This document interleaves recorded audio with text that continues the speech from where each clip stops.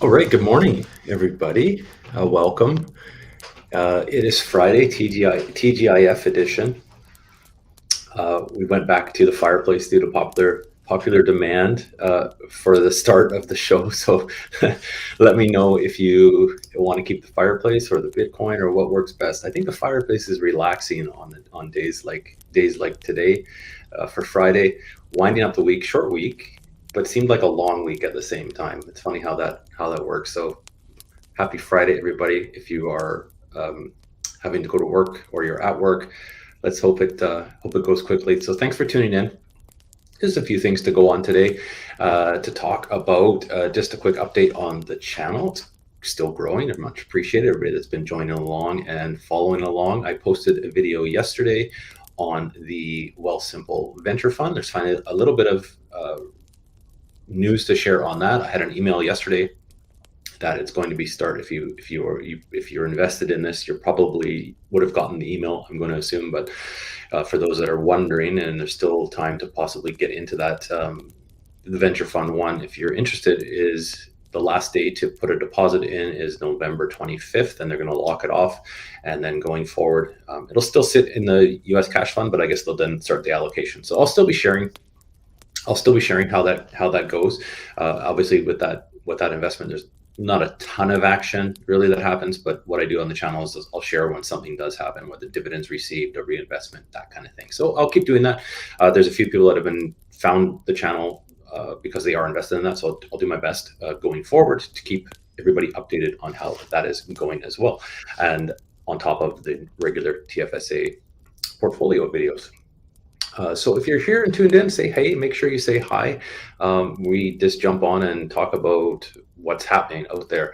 We started off okay today, but again, now if you look, we're down. So let's wait 5 minutes. It's much like the weather sometimes, I think, in the fall.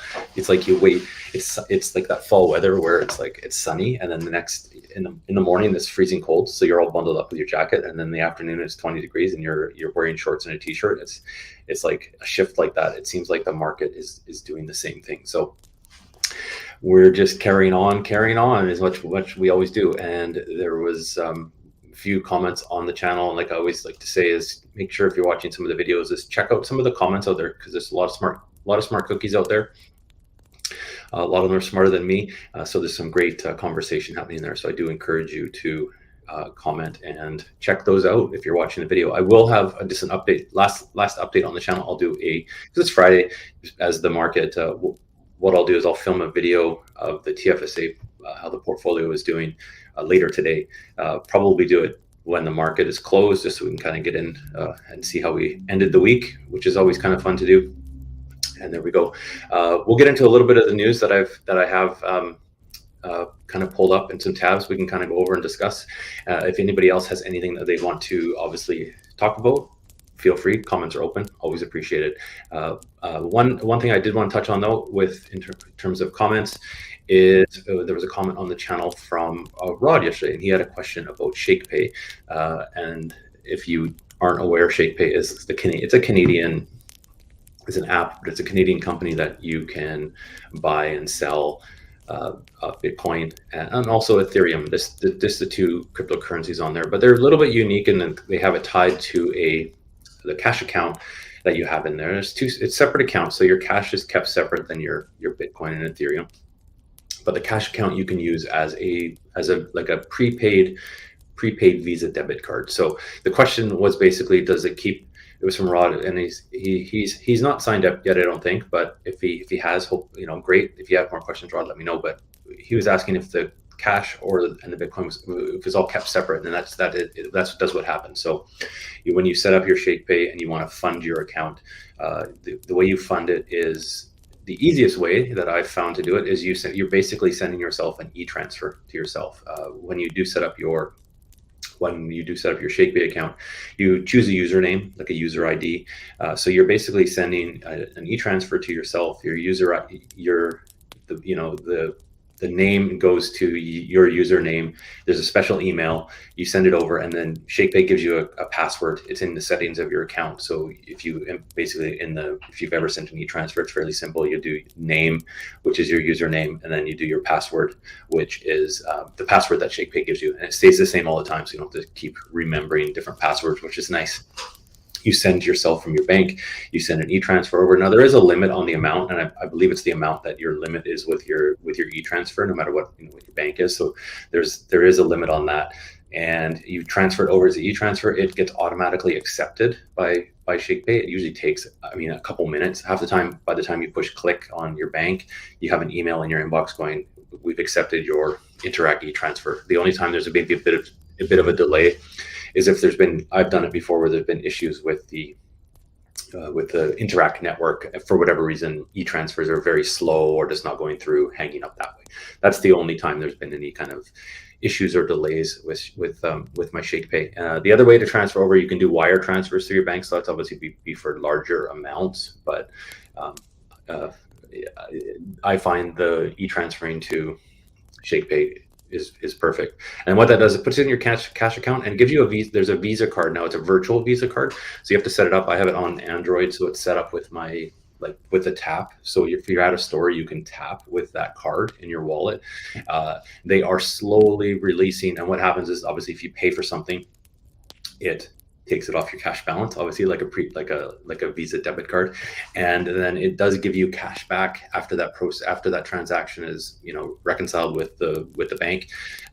It will give you cash back into your Bitcoin account. So you start off with a bonus of 2% cash back up to a certain X amount of dollars, and then it goes to 1% cash back in Bitcoin, goes towards into your account as you purchase, and you can just keep reloading your card as you need to. Now they are going to be releasing a physical card, like a card with the actual physical numbers in the app, so you'll be able to look at what the actual number of it is, and then you'll be able to use it for other online purchases, that kind of stuff. So the limits might be a bit better with that, because I know sometimes the tap limits at merchants aren't always if you want to get the cash back, if the tap limit is say $200 and your purchase is $400, the tap doesn't work. So there's something to be aware of with that. But I think the physical card and the number should help that. So hopefully that answers your question, Rod.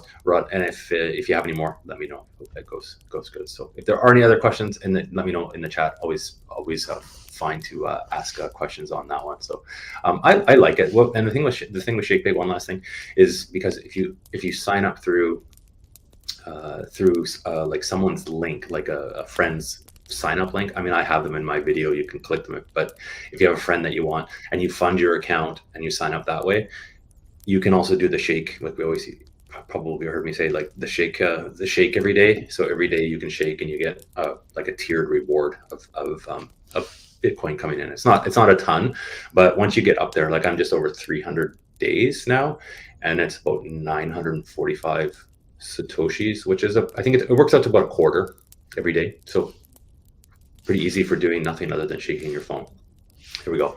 I did pull up some news, so we will grab the news and we can chat about that, because this was came out yesterday. Let me just share my screen properly on there, and it's about. There we go. Let's add this. There we are, Netflix. So let me scroll down so we can actually read this. So Netflix is launching a ad-supported tier for $5.99 November 1st. Now I've read two different prices on this, so take it with a grain of salt, maybe with the reporting here, but because I did read another article where in the States they're charging $6.99, but maybe there's different tiers of plans and I'm going to assume there's different tiers of plans in different countries. So what is going to happen as of November 1st, Netflix. Now I have a Netflix, and I think I pay about, I think it's about $20 a month. I should look at what it is.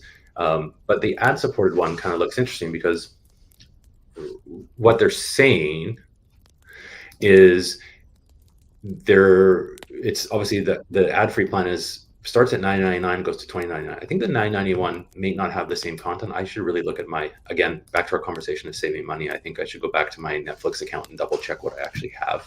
But I'm pretty sure I'm paying $20.99. But basically, for the exchange for this, what they're going to do is they're going to run 4 or 5 ads per hour before or during. So much like television really is before and during TV show and films. Now, the part with the films, I guess, gets kind of interesting if you're just watching shows, I guess, on Netflix, like binging shows. I can't see the ads being that much of an issue because you watch 4 minutes of ads before you can watch your show. I mean, it's not the end of the world necessarily. You just put it on and go get a snack or something like that. But it'll be more interesting to see how they've treated, and what they're saying with movies is they'll do, for like new movies that get out there, they'll do pre-roll ads before the movie starts, so you're not really interrupted with the film, which is, I think that's a good thing. I mean, I could sit there, it's like sitting through a trailer, right? And that's probably what we'll start to see, is like trailers, that kind of stuff, much like at the movies. Gosh, I can't remember the last movie I actually saw in the theater, but you'll see some 4 or 5 minutes of ads and then watch the movie. But they did say after after a certain period of time, the ads will be also interspersed at different spots in movies as well. So I'm not necessarily too keen on that. But the other option, I mean, if you're looking to save, $10-15 a month, maybe not a bad thing to look at. It'll be interesting to see how many people change their subscription with Netflix that have it currently change it to ad-free, or whether they're going to get a lot more of subscribers, because basically the reason they're doing this is because they're losing subscribers. So just something that's kind of I found interesting. We'll see what happens. And good morning, Candice. Welcome. You made the live stream. You're not busy trading, or maybe you are, into different screens. But good morning, welcome. Nice to have you on. It's a quiet Friday morning. I had the Fireplace on at the start for you, but I think maybe you missed it. Maybe I should just run that when the stream isn't going. Just have it continually playing. We could just relax. If you need to take a bit of a breather from looking at charts and the market, to come over to the channel and watch the Fireplace for a while. Multitasking, yeah, I get that. I've got you can scroll back if you did miss the Fireplace. You can scroll back to the beginning. I'll maybe throw it on at the end for a few minutes before we go off. Maybe the Fireplace. I have to find a better video of that has like an actual, not so zoomed in on the Fireplace, and just more of like a nice comfortable living room, maybe with some a chair, like the what's that show that used to be on TV, the friendly giant, where you used to set up all the little bits and pieces by the Fireplace. I'm dating myself now, but Canadians will know who the friendly giant is, I'm sure. And multitasking is I always have far too many tabs open on my browser, and they're like for work and stuff like that. I really need to get, I for the longest time I had two monitors set up, and I don't, on my new computer, it's a bigger screen, and I don't have the setup of the two monitors, but I all the time I miss it. Oh, there we go. Good question on Netflix. Yeah. So, good morning, Jason. Welcome to the channel. I think this is your first comment. I am horrible with names, so if you have commented before, no, we've had a Justin. Sorry, I'm thinking of Justin. But anyways, welcome to the channel. Do you think it's transitioning to Disney Plus, Hulu, Crave, or any two over Netflix? I don't have any of the other ones. So I only have Netflix, and I don't have Disney Plus. I don't have Hulu. I don't have Crave. That being said, I have had Crave before, when there was a show out and then canceled. Now, I forget what show it was that I watched on Crave too. So it must have been that good. There was a few couple shows on Crave, but I don't have any other ones. And this is the thing. This is the thing, right? You add up like Disney, Hulu, Crave, Netflix. So it's like, oh, you're getting up to about $100 a month just on streaming stuff. So I've only chosen to have Netflix. I've had Netflix for years and years and years. I find with Netflix right now, it's sometimes hit and miss. Their movies are very hit. They've obviously started to produce their own movies, right? And I find them really kind of hit and miss. That's just for what I'm into. But they do have some good shows that are on there from time to time. But again, then you watch them and you binge them, and it's over, right? So you still pay $20 a month, but they do also have, I do like Netflix because they do have quite a few documentaries that are decent. So I've just kept that one. I haven't looked at the other ones, although I am a Star Wars fan, but I never went to Disney Plus to watch all the new Star Wars stuff. I mostly watch documentaries on Netflix a lot. I watch the odd show that I like on Netflix when it gets released, and then, but I don't watch a ton of movies. I'll even watch more YouTube at night. I usually go through the day, like if I'm looking at YouTube, I'm constantly marking stuff to watch later, and I'll go in later instead of watch like at the end of the night when I'm ready to wind down. I'll watch the YouTube stuff that I want to watch more so than even Netflix. So that's just me. Yeah.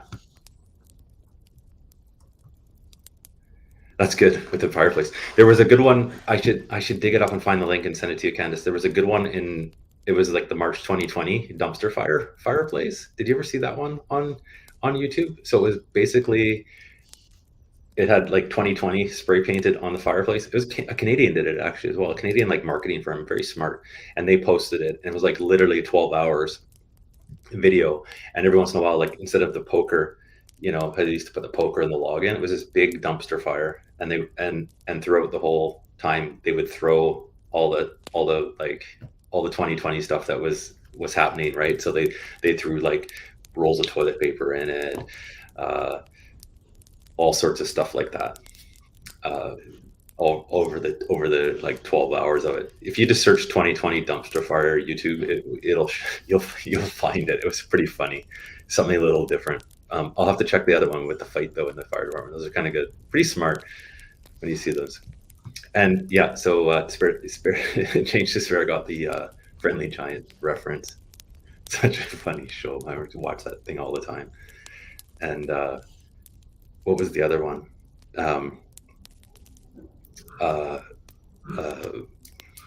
With the dog. Heck, I can't even think. Someone will comment it. I can't even think of it. With Casey and Finnegan. What the heck was that? It wasn't Mr. Rogers. Oh, Mr. Dress Up. Yeah, I think that was it. Yeah. Anyways. But Jason, so with Netflix, are you thinking of would you lower down? I guess a good question would be, would you lower down to the ad supported version to save a few bucks? I guess you save 10 or 15 bucks a month. You could fire that into some kind of stock or investment. That's how I think whenever these yeah, I can. So the giraffe was named Jerome. That's right. I always poked his head through the window. and he got it. Spirit Change to Spirit got it. And Mr. Dress Up, yeah. And yes, we're definitely dating ourselves on the channel, which is interesting because I can look in that's the one thing that YouTube does give you, is it gives you basically like a watch, like in the statistics of your channel, it gives you like your subscriber basically demographics. And the majority of my channel is between the ages of 35 to 44, so they will definitely understand that. The majority, it's mostly I think probably skews a little bit older. I hate to say I'm older, but skews older than probably some other, obviously different channels that do different topics. So that's just kind of interesting. But yeah, I almost need a calculator to figure out how old I am sometimes, because I'll get asked for, when you're out somewhere and I mean, I know my birth date, that's easy to figure out, but they're like, how old are you? I'm like, hold on. And I have to kind of like mentally calculate it. And you're like, oh gosh, I'm that old. You don't feel old though.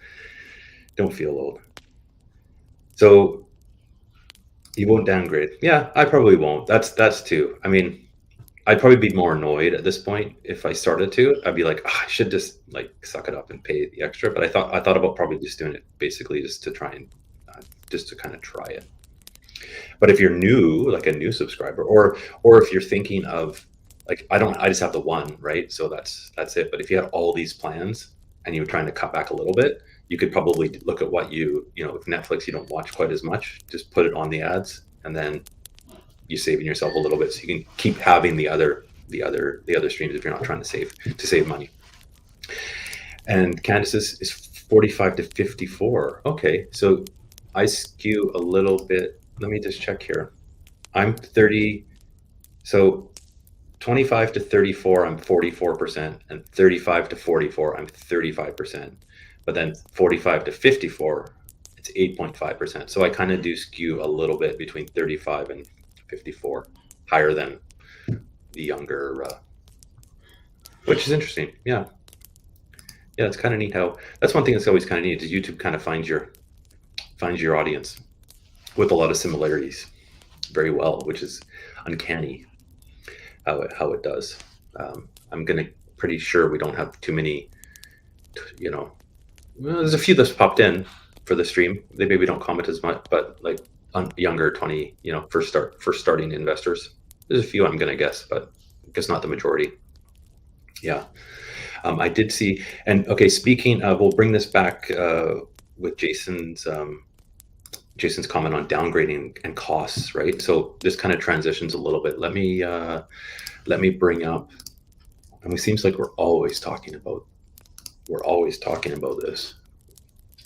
The new poll, Yahoo poll, Bank of Canada rate hikes being felt by a majority of Canadians. So let me pull this up so at least you can actually see what I'm talking about. Bank of Canada rate hikes being felt by a majority of Canadians. I think that's true. We talk about this a lot. A survey of 1,521 Canadians, 57% say they're personally feeling the impact of rising interest rates. 39% it's causing anxiety over the impact of their finances. So this it's I mean, we talk about it. I think right now, with obviously we talked yesterday about the CPI in the States, we're probably guaranteed in Canada to have another pretty hefty rate hike again. So people are starting to feel that pinch for sure. It's been coming for a long time, or that's maybe the wrong way to word it, but it's almost like it hasn't. We see inflation still high, right? It hasn't hit yet, but it's like it's building. It feels like, to me anyways, it kind of feels like it's been building. And it's eventually gonna really start to affect people. And I think we're almost at that point where it's starting to hit people, hitting the pocketbook. But then we read articles yesterday saying how retail are optimistic and for growth and everything else. So it's such a weird. This is what I find. It's such a weird time out there. So I don't know, let me know if you are making any adjustment, like we just talked about Netflix. Are people making adjustments to, anybody watching any kind of adjustments to what they're spending money on, or cutting back on certain things? Or it's so far a lot of, it seems like a lot of people haven't really, but I could be maybe a little bit, I don't want to say isolated because I always find it interesting because I work from home. You're not necessarily, I'm kind of talking to the same people all the time, and because you work all day, so you're not sitting in that, in that environment of an office and seeing lots of coworkers, that kind of thing. I have meetings we have meeting once a week, but it's more so pretty focused. It's not like water cooler talk. I talk with my business partner daily, and we talk about it, but we might be kind of feeding onto ourselves. So it's always interesting what other people are kind of hearing on the street, I guess, would be the best thing to do. So Canada's good. Yeah, and I don't even know whether it's a dance. It's almost kind of it's like a dive it's like a dive into a mosh pit of it. I don't think it can. If let's just say 8%. Let's just say it comes in at 8%, rounded up or down or whatever it's going to be. They have to get rates up above that. Is that even, I don't want to say, is that even possible without absolutely causing like literal dumpster fires everywhere? I don't know. It definitely went up faster, rates faster. than I think anybody ever thought would happen. I think the Bank of Canada paused for a bit too long back at the beginning of the year, when I remember when they started kind of doing the announcements, going like, okay, no, we're going to hold them now. And I remember talking to my coworker going, they should have raised. And he agreed. And then of course, then we started getting the big ones after that. So it's, yeah, I don't know. It's such teetering. But then again, so far, people aren't, nothing's changed really. I mean, stuff's getting more expensive. That's inflation. But the people's habits doesn't seem to me having changed. Or maybe I'm not seeing it, because I mean, I can only kind of talk about I kind of know my obviously spending and budgeting and all that kind of stuff. I'm not a big consumer, other than food. Food and lodging is my main cost, which is going to be the same main cost for everything. But other than, I mean, fuel is a big one too. But I don't drive to work, so I have that. That's great. So it's interesting. And we talked before, Candace, like I don't dine out at restaurants, very, very, very rarely. I don't go to the pub on Friday nights. I used to.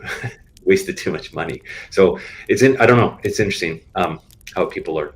I think people will really start to feel it after this next one, because it's hitting now with with mortgages, obviously, like with rates going up, with variable rates and that kind of stuff. If you're carrying debts, it's going to start to definitely hurt.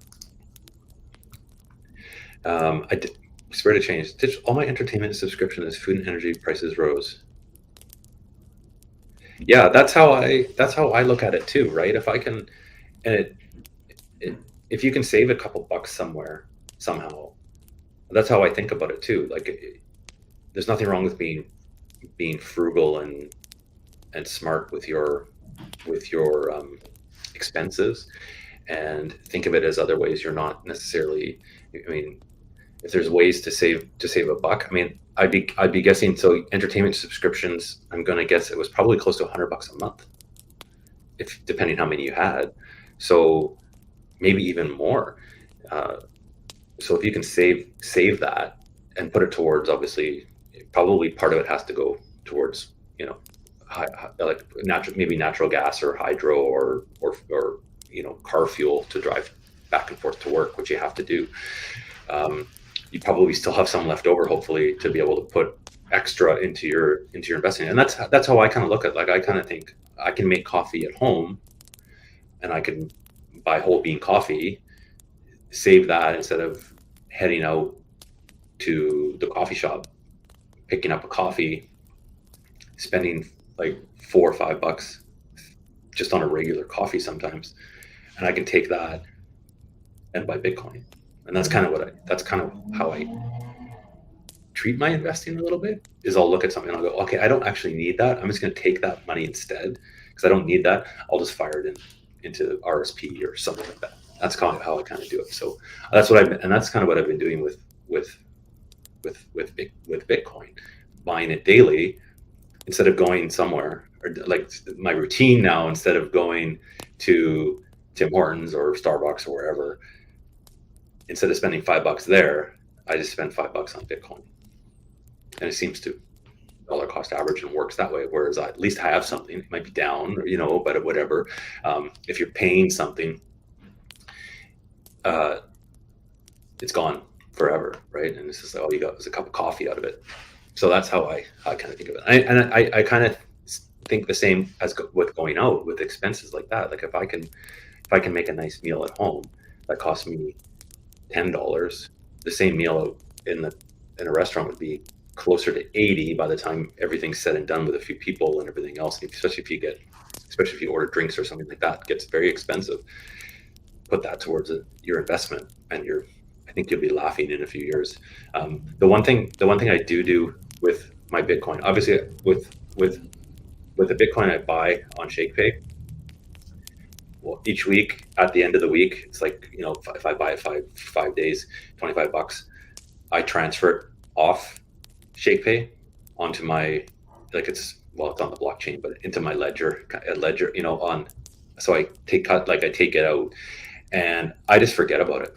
I don't even look at it. I just transfer it out. It's in there, and I'll look at it in 20 years or 10 years. So, and I'm not really putting any huge amount at a time that I'm going to miss. So it's kind of like send it and forget it. And I look at that. That's the thing with investing. You could look at it the other way. Like if your entertainment and stuff, you could think to yourself, okay, I'm going to go out for a dinner. Is there another way I could do this, save a few money, and take that money instead and just put it into an investment? And there you go. So you kind of look at it too. Like if you look at, I kind of sometimes look at my investment. If I'm putting money in and the price goes down, but if it's money that I would have probably blown somewhere else, is it really down? Like obviously you don't want to lose money and it's down, but that's kind of one way I kind of look at it as well. Going like I would have gone out to a dinner, spend $50, or I can put $50 in my TFSA, and not and eventually build. So that's just kind of how, just small little, it's like a little mind ways to save. And I think there was one more article. Bear with me here. Let me pull it up. I'm getting better at this. I find with reading my news on Yahoo Finance is it changes so often that it refreshes and puts articles in different places. And if I don't bookmark them, I lose them, which I think I've lost. But there we go. The main headline is stocks retreat as investors remain jittery, and I think that's one way to really, really describe it. And it does add up. It's amazing how it adds up. That's the thing. It's especially after you've been at it for a couple of years, like a couple years, to see it. I mean, obviously it's hard now because we're seeing stuff down, right? It's never, we'd be dancing around if it was up 20%, right? But then we'd probably be getting silly with our money and investments. Whereas if it's down, and I think we're more conscious of what we're doing and how we're building it when the market is like this. And I think if you stick to your plan, it does all add up in the long term. And I think people probably lose that mindset when the market's like this. Which is, it's because it's hard, right? You see it down, and you're like, oh, if you just had it in cash. I mean, this is the thing. If you just had it sitting in your bank account in cash, you're still going to be down 8%. With inflation, down 8% anyways, like that. But you don't necessarily see that on paper. It's just kind of getting taken, without you actually noticing it so much on your balance. It's taken when you're spending it, but it adds up, and it's neat to see with the portfolio as things build, with all like when the dividends come in now, you see that you're actually building something, right? Even if the asset is down, you're still making some return with the dividends coming in, to be able to reinvest and keep building that into the future. And it's neat to see those grow. And if you're continuing to put it in, it just starts to really snowball. And I've noticed that with the monthly, with the monthly dividends coming through are going up. It's great. Yeah. So, and that just takes a bit of time, because at the very beginning, you don't have a lot of money in there, but you look at what comes through and you're like, oh, wow, that's kind of nice, because if that wasn't invested in there, you wouldn't have that extra. So every little bit does add up. Which is amazing, and it adds up because you have to just keep slowly chipping away and adding little bits at a time. I mean, it doesn't seem like a lot when you're buying, one share of something, but you do that once a month for a year, and it's quite substantial at the end when you actually look at what you've accomplished, which is kind of neat. That's kind of part of the fun of investing. And I think as long as people's time frames, especially now or on the longer term, I think everything will be, okay. I don't know if it's necessarily. I think we're going to be for a bit of time, probably a good year or so in this messy market until something's going to, like kind of Candace talked about a little bit, like something's going to break or something's going to cause it to reverse eventually. It's just figuring out when that is. If it's when inflation gets under control, I think we're a ways off. We're in a bumpy ride. I don't think it can, unfortunately, very easily. That's the hard part. I mean, even if you look at it and if it goes down to zero inflation, we're still up like 8% from the year. Like, it's still high. It doesn't. It's just tough out there. And the big thing is the big thing is kind of like a lot of people still comment like, what should I do, right? And it's like, I think for me it works just to stick with what I have and carry forward with what I was building with the positions. I don't and I think you're right. I think 2023 is going to be much like we've seen now. Yeah. We'll see. I like to remain optimistic, though, right? Like, it's not all. I don't want to say it's all doom and gloom. And I think if you look, I think maybe look at it. If people look at it as opportunity a little bit, if we're getting shares at the prices today, we hopefully will be pretty happy in 2024. If you're sticking through it, I feel a lot of people sell because I don't know. Everybody's different. That's one thing, that everybody is different with their investments and how they react. I mean, if you're invested in something and you need the money for something, then I mean, you kind of have to sell things at a loss, or maybe there's opportunity to sell something at a loss and purchase something else that will go higher, when the time comes. That's everybody's a little bit different. I think everybody gets scared. It's scary, though, believe me. You just have to kind of roll with it. And it's nice that the market throws us a little bit of a nice day like yesterday to kind of go, okay, it's not all going down to nothing. We need those little perks every once in a while. But then today happens and it's like, but I mean, we could turn around in an hour and it's back up again. So who knows? But it's nice to see those little bits of green in that sea of red every once in a while, because it keeps us on our toes, and at least it gives us a little bit of joy, at least if it's only for a day. And there you go, that adds up. And it sounds silly, right? Like, it's like it sounds silly to tell someone, like, what are you spending, to save $3 a day, but that's how it is. And I wish, that's my one thing.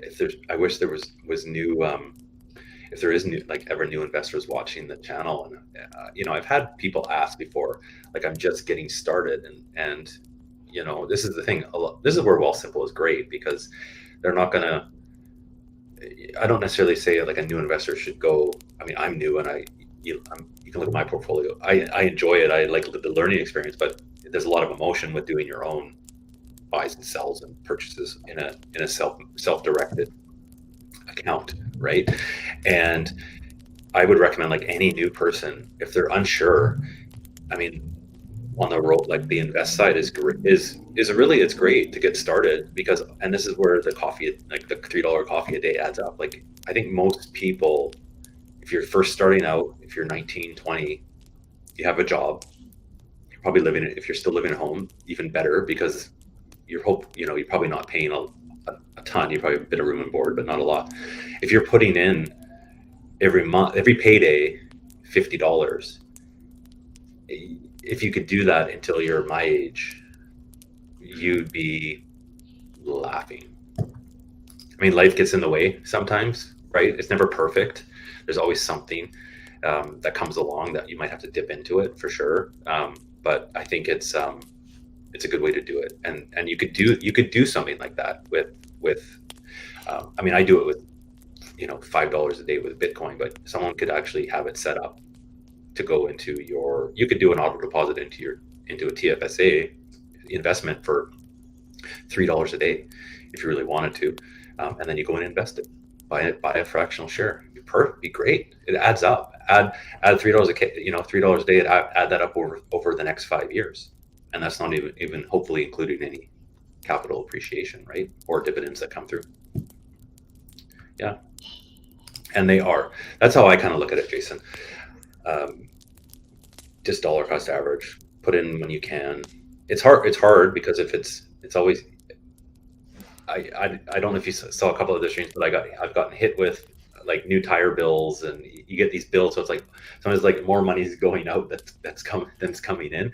So it sometimes does put a hamper on what you sometimes wish you could do, but that's where life comes into it. But I think it's a good time for the average person to. I think hopefully it's scary, but I don't think they need to be if they just dollar cost average like that, small, or shouldn't say small, what you can allocate comfortably without having to, I don't think you should be borrowing. Don't borrow to invest by any, but for a new investor by any means, that scares the heck out of me. But put what you can in when you get paid, even if it's only $50, $25, it's better than nothing.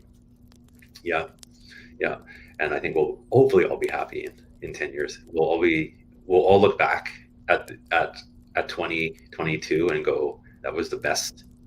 Hopefully we can come back and look at it and go, that was the best opportunity of our of the last decade or something like that. It might be. I mean, a lot of people.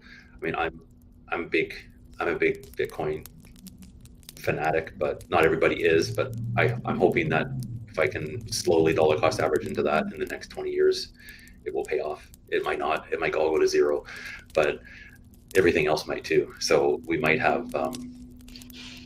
That's the part of investing that's kind of I find exciting. But I don't think there's anything wrong with always getting to Bitcoin, but having a portion of your investment in a speculative type of asset by any means. It's not for everybody, and if you don't understand it, people don't understand it, so they don't buy it. And that's okay. Yeah.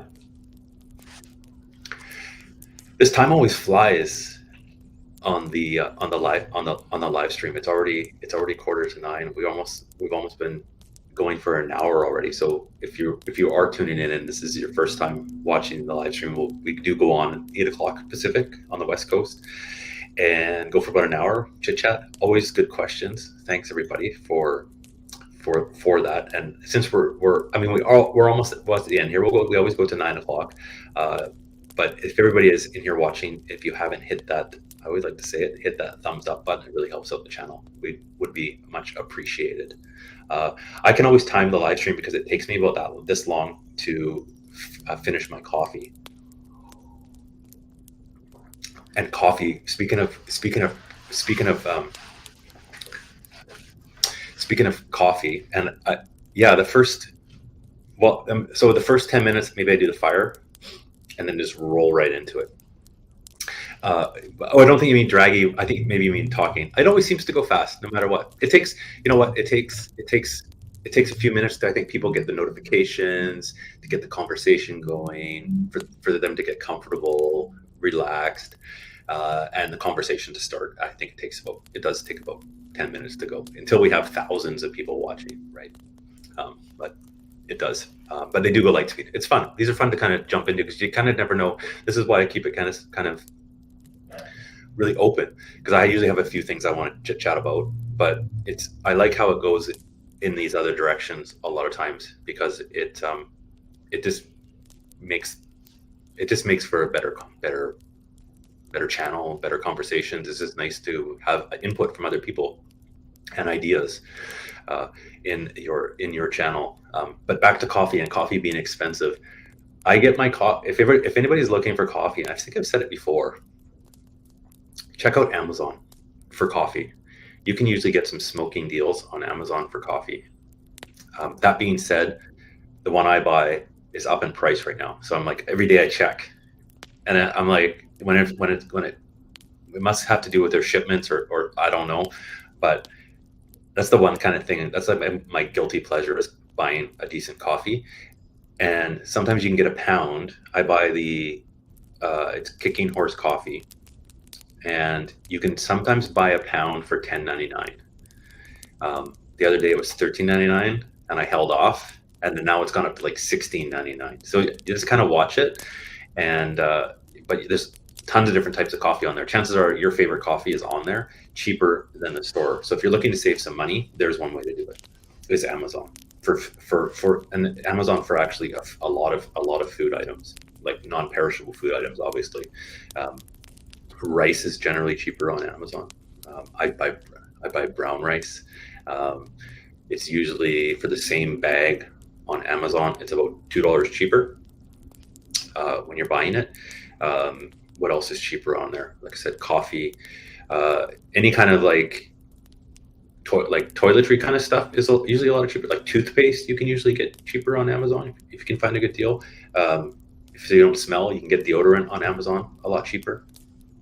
So there's some, you should, if you're looking, ever looking, and it's easy for me because I do the I do the online curbside pickup too. So it's easy to kind of go back and forth to look at prices, right? But it's pretty amazing the things that you can actually save some money on Amazon. I have a cat, so the cat food that I buy is sometimes actually cheaper on Amazon as well. And I have the Prime. I pay for the Prime, so I guess that's a subscription I have to watch the shows on, which Prime has decent shows too sometimes. And it gets delivered, and the price is sometimes really good. Yeah, that you can grab it on. So just one way to save some extra cash and put it towards your TFSA in your investment that way. Yeah.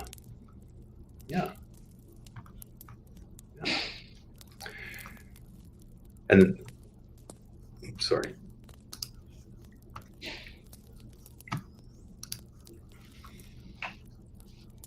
But I do go through too much coffee. I started drinking it in the morning. Obviously drink it in the morning, but I've cut back. Like I don't have my afternoon coffee anymore. I just make a French press in the morning, so I'm not wired. So I find I sleep better with less coffee, but I like a nice strong cup of coffee. It keeps me going for when I have to start work at 9. And let's go. I got to find that last article that I found. Just bear with me here if I can find it here on the news.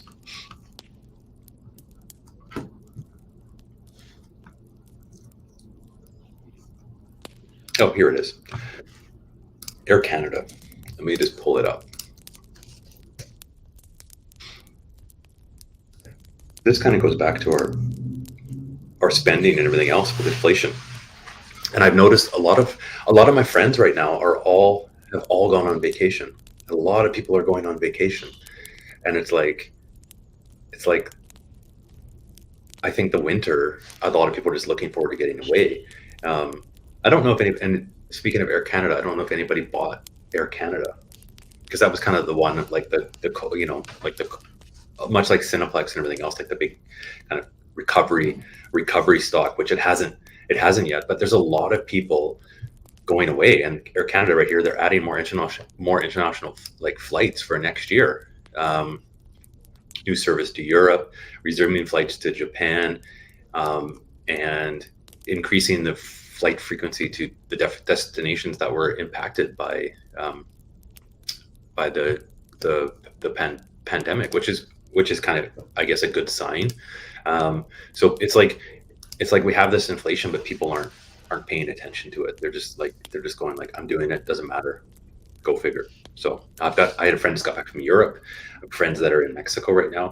I have a friend that's in California right now for a conference, and then coming here for like to the West Coast for another conference from Ontario. It's like people are just like traveling like it's going out of style. So interesting. So I don't know, Air Canada, if anybody has their eye on Air Canada, they might be finally starting to. I followed them a little bit, but they might be finally starting to turn around. We'll see what happens. So that might be one to kind of maybe keep my eye on for the TFSA. I don't know if anybody owns Air Canada or not. I think I remember from your portfolio, Candace, you don't have Air Canada, but it'd be interesting to see if anybody has any Air Canada. The other recovery stock was, and this is the one I actually made a little bit of money on in my TFSA when I sold it. I should look back because I think I did okay on that one. I should have sold it probably sooner, but it was the Cineplex, which was a good one, and that was probably a good one to get out of hindsight with, like, obviously with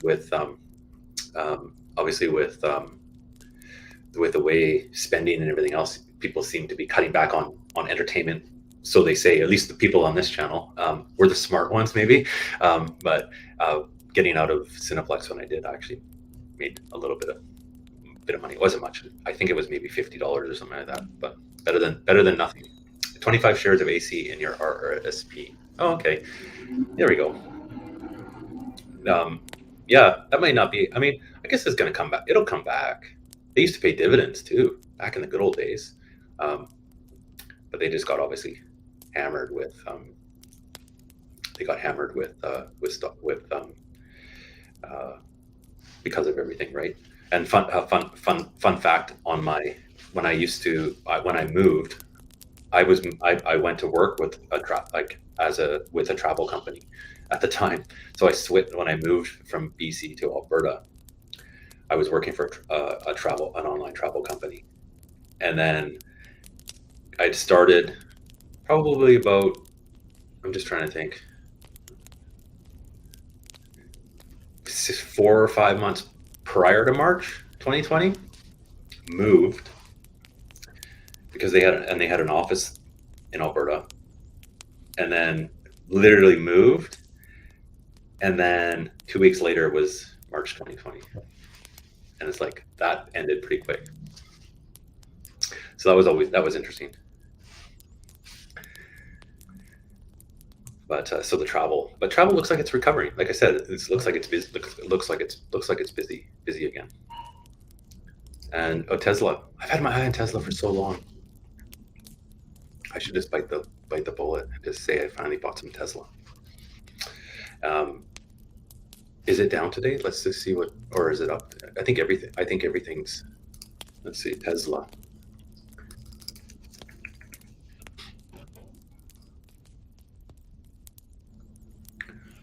Oh yeah, it's down a little bit today. Like everything else, right? Maybe might be time. I don't know. The problem is, it's like you always wish you had more money. It's like, I just buy this, but no, gotta hold back. But I keep saying Tesla. I mean, it's in the oh, so the CDR route. Yeah, I think a lot of people do that. Yeah, and especially if you don't have the U.S. account, might as well get them that way. It's basically it's essentially the same, and makes it a bit more price-wise too, to kind of hold them that way as well. Although you can get the fractional shares in Tesla. I should just buy. Well, it's expensive though. It's what, $210 US, which is like $300 Canadian now. But I was gonna say buy one, but that's a bit steep to buy one. I have had my eye on it though. I've had my eye on that. I've had my eye on Apple. I've had my eye. Oh, the main ones that are just down so much right now: Apple, Amazon, and not so much Meta, Facebook. Although that being said, I don't know if he's here. It was Justin, I believe, that mentioned the Meta virtual goggles that came out, and I was like, I don't know about those. I saw a video from us on Twitter this morning, and I got to check it out more. There's a video from what's his name, MK.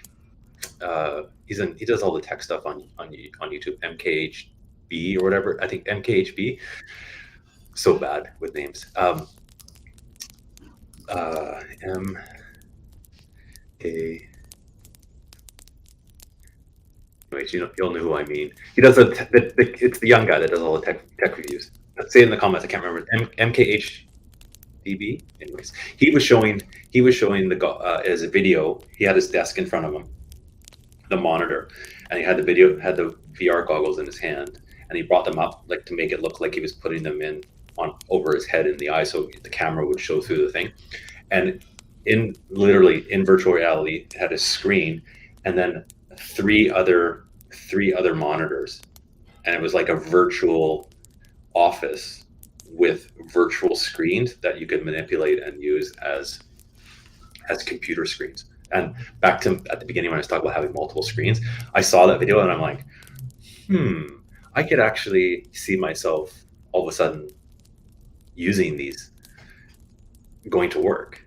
You're like, you have a keyboard in front of you, you put on your goggles, and your computer is virtual in front of you as a screen. I could actually see myself doing that, multiple screens in virtual reality, and you're still within the same, like, it's like it was like augmented reality. So you'd see the actual environment, but it was adding extra monitors too in front of his desk. It was pretty awesome. So I'm going to check that out. It was pretty cool. And I wasn't that excited about it when we were talking about it the other day. And then I saw the video and I'm like, oh, this is actually kind of good. So maybe Meta is one. Maybe Meta is one to find or one to buy if you don't have it already. There's an interesting ETF. I don't own it in my TFSA or anything, but it's by purpose, and they have like a metaverse ETF, and I think it's actively managed, so the fees are a little bit higher, but it holds more of the tech. It's more tech, obviously, for metaverse, but it holds. I've looked at it a bit. It's like Apple, Meta.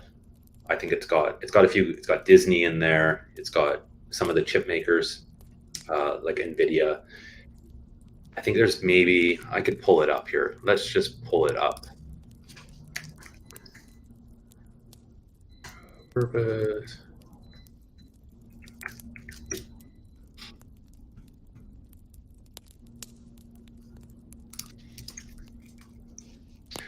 Let's pull it up. How come you can't find it sometimes?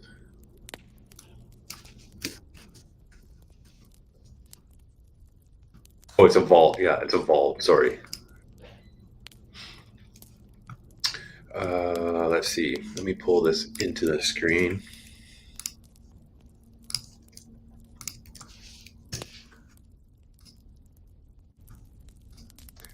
And add that then. So Evolve Metaverse ETF, which is kind of interesting.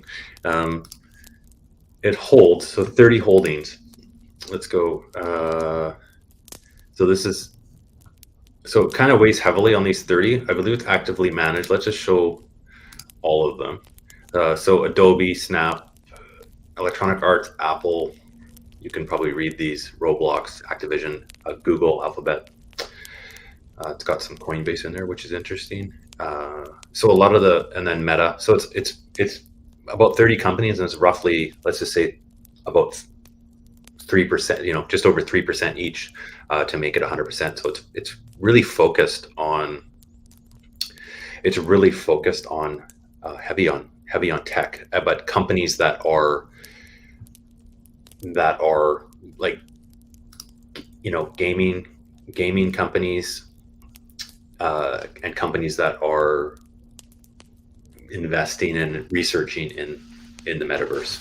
So kind of interesting that way, instead of getting into one, just one company or one or two companies. Like, obviously Apple is the main one. Apple, Meta. You get all these these kind of ideas. So that's one way. Although it is, if I remember correctly, because it is, I believe, actively managed. What's the fee? Anyways, you have to check. They always make these hard to sometimes find. 0.6% management fee. So that's kind of a little bit pricier than some of the other ones, but obviously you're paying because it is not managed by a robot, by a computer in the metaverse. Anyways, there we go. So one to maybe check out if you're looking for heavy on the tech, but tech is obviously way down right now. We'll see what happens. But those goggles look cool. I'll have to track it down, and I'll post it on my community tab if I can find, if he's got an actual video up on his YouTube. And we'll see how that kind of turns out. There we go. So it's coming up 9 o'clock. My alarm just went off. That's my alarm to remind me that it's 9 o'clock and it's time to. It kind of works out well. It's 9 o'clock, so the stream is over, but it reminds me to do my shake. So if you have Shakepay, it is 9 o'clock and you can do your shake. So you don't forget. I set myself a reminder because I'm up to 309 days on my shake streak today, which is awesome. So I get each day so far 945 sats, which is about a quarter. So that works out for shaking. And that's also my reminder that the stream is about to end. So thanks to everybody that has tuned in. Again, always really appreciate the comments and questions and suggestions and helping the community. It's so great to see. Thanks for spending an hour with us hanging out. It's great. Hopefully you enjoy it. If you have anything that you want to talk about specifically in an upcoming live stream, let me know. You can leave a comment in any of the videos. I do read them all, and I really appreciate it. And we'll hopefully have a good Friday. Don't work too hard. Have a good weekend. I'll have the update later on in the day over my channel, so you want to check that out, you can go check that out, see how the market's doing by the end of the day. And there we go. Have a great day, everybody, and thanks, Jason. Appreciate joining along, everybody. So we'll leave it at that. I'm gonna go have the rest of my coffee. Don't work too hard today. Take care, everybody. We'll see you in the next live stream, but also in my video later on today. Cheers.